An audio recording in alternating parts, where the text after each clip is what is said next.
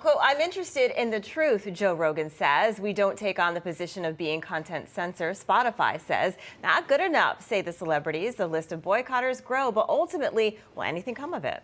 Well, here to talk more about this is Chief Policy Officer for Parler, Amy Peikoff. Amy, welcome to the program.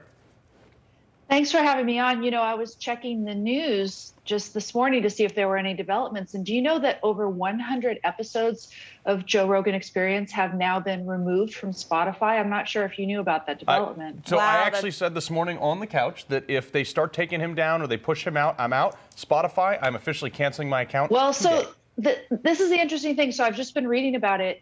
And apparently it's not the episodes having to do with COVID-19. And so people are scrambling to try to figure out what the rationale is for the removal. Yeah, so it might be something like so-called hate speech or racist language, et cetera. It's still under investigation. They're trying to figure it out. So go ahead and go check that out when you can. But what we're seeing here is we're seeing apparently something started by a music publishing company, and that so-called private company is joining this cabal of, got big government, you have the mainstream media, you have big pharma, you have big tech, and all of them have been aligned to try to censor so-called misinformation in support of this narrative out there. And it's wrong on so many levels, right? It's wrong legally. That's going to be determined in court in some cases this year about the First Amendment. Can private companies be implicated in a violation of the First Amendment? And there's a good argument as to why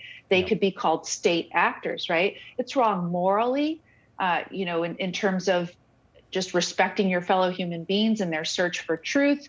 It's wrong as a matter of rhetoric. It shows that you have no argument in favor of your position. And it's wrong, again, on the level of the theory of knowledge, of search for truth.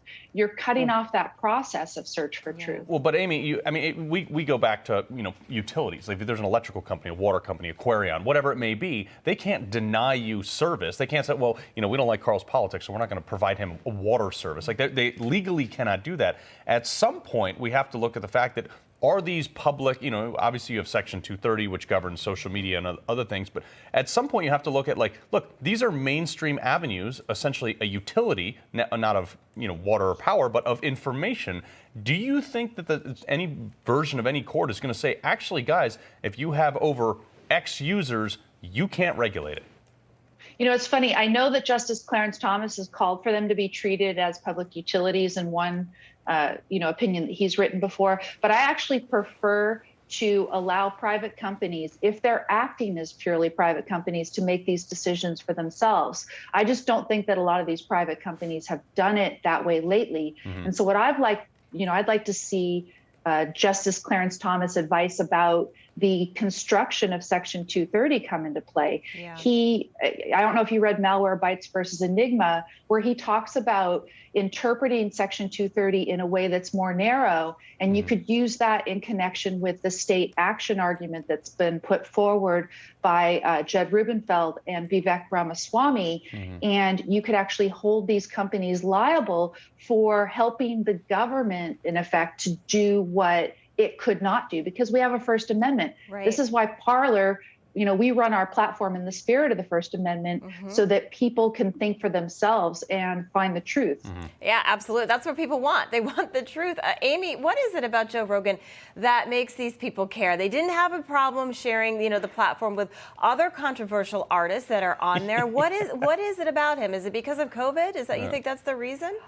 Well, that seems to have been the spur, but, again, they're looking to see what was the cause of the removal of these 113 or so episodes that have now disappeared, and they seem to not have to do with the COVID issue per se. But, again, this really just demonstrates the intellectual bankruptcy of people, that they think if they disagree with a view that's on, it's expressed on Rogan's show, it's not even Rogan's view, right? He's just providing a forum for these very interesting discussions.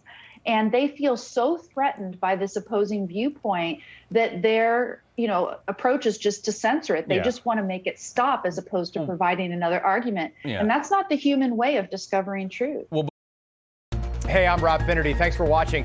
If you enjoyed this video, please join the conversation in the comments below. Don't forget to subscribe, too. Hit the bell icon to be alerted to breaking news. And remember, there's a whole lot more on Newsmax TV, America's fastest growing cable news network.